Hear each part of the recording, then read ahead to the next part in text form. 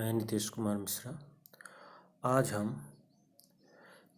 मौर्योत्तर काल में धर्म के विकास पर चर्चा करेंगे। मौर्योत्तर काल में हम समकालीन दौर के महत्वपूर्ण धर्मों में कई प्रकार के संप्रदायों का उभरता भी देखते हैं।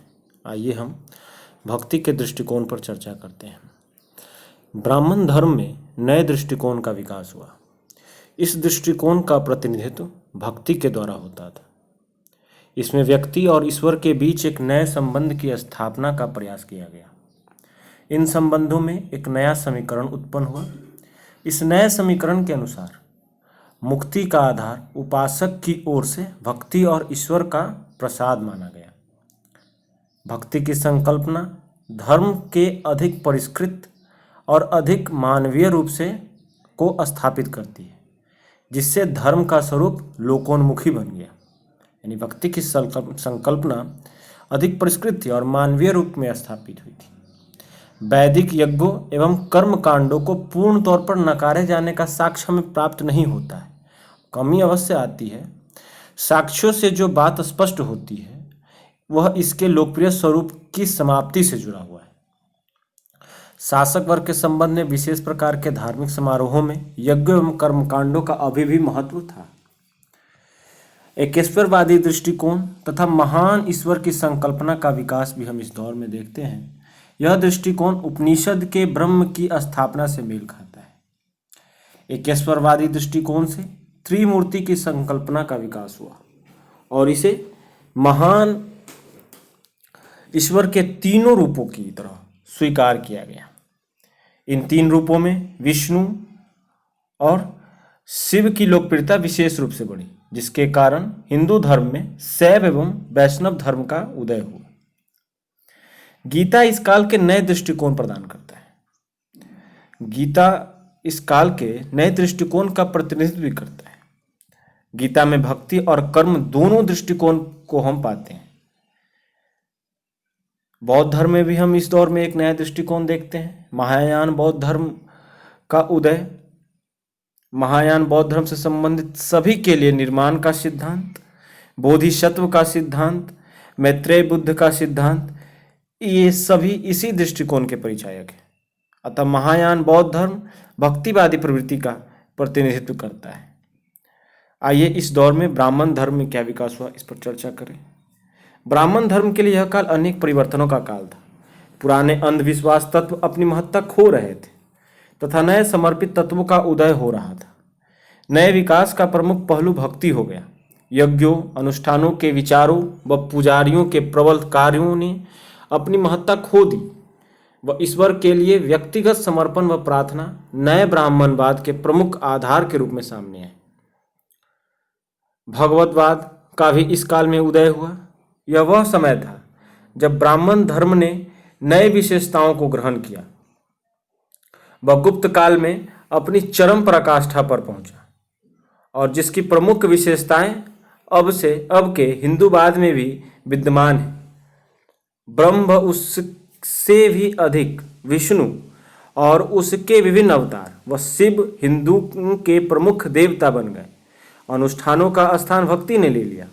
हिंदुओं के धार्मिक साहित्य में गीता व उसका दर्शन हिंदुओं ने सबसे ज्यादा अपनाया। निष्कर्षतः हिंदू धर्म जो आज भी अस्तित्व में है इस काल में आकर लेना प्रारंभ करता है। जो आज हिंदू धर्म का रूप देखते हैं वो कहीं ना कहीं मौर्योत्तर काल से ही प्रारंभ होता हुआ प्रतीत होता है। वैदिक यज्ञों व संस्थाओं के ऊपर विधर्मी आक्रमणों ने ब्राह्मण की प्रतिष्ठा व आधिपत्य को गहरी क्षति पहुंचाई। इसलिए ब्राह्मणों ने प्रसिद्ध व उपयुक्त पूजा पद्धति को ही ग्रहण किया। इस तरह ब्राह्मणों के धर्म की प्रक्रिया में तीन रूपों अनेक परिवर्तन है। अधिकतर वैदिक देवताओं को विस्मृत कर दिया गया। उनका स्थान अब महान ईश्वर के तीन रूपों ने ले लिया। ब्रह्मा निर्माता के रूप में, विष्णु रक्षक के रूप में तथा शिव को संसार में फैली बुराइयों को नष्ट करने वाले के रूप में जाना गया। समयानुसार विष्णु व शिव ब्राह्मण देवगणों के मुख्य रूपों के समान सामने आए। उनके अनुयायियों ने बाद के काल में हिंदूवाद की दो मुख्य शाखाओं का निर्माण किया। विष्णु को सर्वोच्च देवता माना गया। भक्तों के विचारानुसार ब्रह्मा के विश्व निर्माता माना गया और विष्णु जो थे ब्रह्मा के बाद उच्चतम स्वर्ग वैकुंठ में शासन की शुरुआत की। उसी स्थापना से वह पूरे विश्व का निरीक्षण करता है। जब बुराई प्रबल हो जाती है तब विष्णु अपने सभी अवतारों सहित मानव रक्षा के लिए अवतरित होते हैं। यद्यपि यह विचार बौद्ध धर्म के बोधिसत्व के सिद्धांत से ग्रहण किया गया था। मेगास्थनीज के डायनीशियस के उल्लेखानुसार शिव का उत्सर्जन ऋग्वैदिक देवता रुद्र और तमिल देवता मरुगन से हुआ है सृजन। यद्यपि पूर्ववर्ती तमिल कई बार इसमें संदेह करते हैं। कई गैर आर्य उपासनाएं जैसे लिंग व बैल नदी की उपासना, नंदी की उपासना शिव की उपासना में ही विलीन हो गई। शिव की पूजा लिंग के रूप में की जाने लगी। इसके साथ ही इन देवताओं के प्रादुर्भाव के साथ ही ब्राह्मणवाद में अनेक उपासनाओं का भी समावेश हुआ। जानवरों, पेड़ों, पहाड़ों व नदियों ने दैविक संबंधों को ग्रहण किया। गाय को पूजा जाने लगा, सर्प की पूजा की जाने लगी। वैकुंठ पर्वत विष्णु के कारण व कैलाश पर्वत शिव के कारण पवित्र माने जाने लगे। वृक्षों की उपासना की गई जो कि पुरातन पूजन से संबंधित था। उनका ब्राह्मणवाद से जुड़ाव होता चला गया। पीपल व अश्व, बट मुख्यतः पवित्र वृक्ष माने गए। तुलसी एक पवित्र पौधा था जिसका संबंध विष्णु से था। इन उल्लेखित उपासनाओं में अधिकांश की जड़ें पुरातन थी और इनका अस्तित्व आज भी हमारे जीवन में है। ब्राह्मण धर्म जिसका उदय प्रसिद्ध उपासक प्रक्रियाओं के समन्वय से हुआ तथा भक्ति के सिद्धांत पर आधारित था, बौद्ध धर्म से ग्रहण किया गया। इसने यह सिखाया कि भगवान व उसके भक्तों के बीच एक संपूर्ण संबंध केवल समर्पण द्वारा ही संभव है, न कि यज्ञों इत्यादि करने के कारण। समर्पण की यह भावना विश्वास के द्वारा आती है। धार्मिक अनुष्ठानों से समर्पण की तरफ होते निरंतर परिवर्तन के बावजूद वैदिक यज्ञों को पूरी तरह से नकारा नहीं गया, परंतु अवश्य ही लोग वैदिक परंपरा से अपना संपर्क खोते जा रहे थे।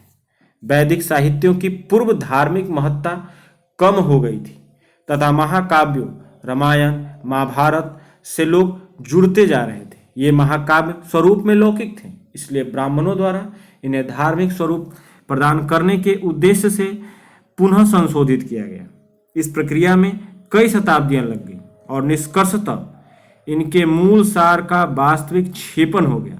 सबसे महत्वपूर्ण क्षेपन गीता का था। गीता बाद में वैष्णव शाखाओं की प्रमुख मूल ग्रंथ बन गई। इस प्रकार हमने ब्राह्मण धर्म से संबंधित विभिन्न विचारों कैसे बदलाव आए इसे हमने देखा। अभी हम भागवत धर्म से संबंधित बदलाव और भागवत धर्म के उदय प्रसार के बारे में देखते हैं।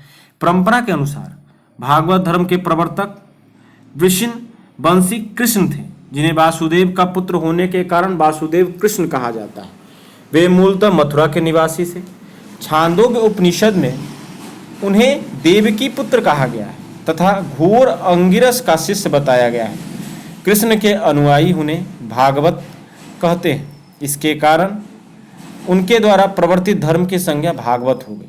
वासुदेव अथवा भागवत धर्म की प्राचीनता ईसा पूर्व 5वीं सदी तक जाती है। महर्षि पाणिनि ने भागवत धर्म तथा वासुदेव की पूजा का उल्लेख किया है। उन्होंने वासुदेव के उपासकों को वासुदेवक कहा। प्रारंभ में मथुरा और उसके सीमावर्ती क्षेत्र यह धर्म प्रचलित था।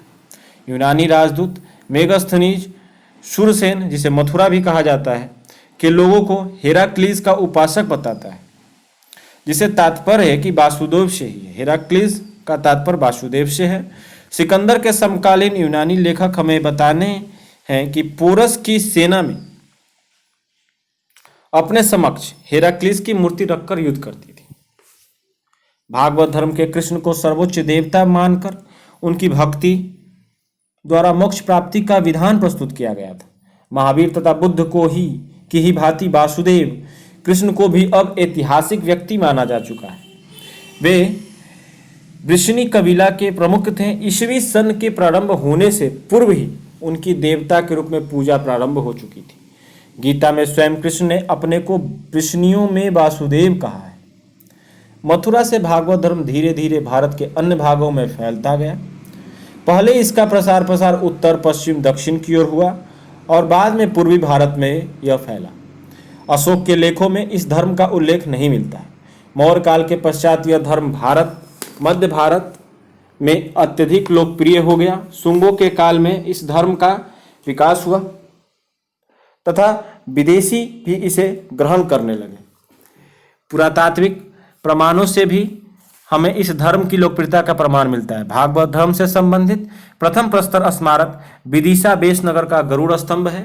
इसमें पता चलता है कि तक्षशिला के यवन राजदूत हेलियोडोरस ने भागवत धर्म ग्रहण किया तथा इस स्तंभ की स्थापना करवाकर उसकी पूजा की थी।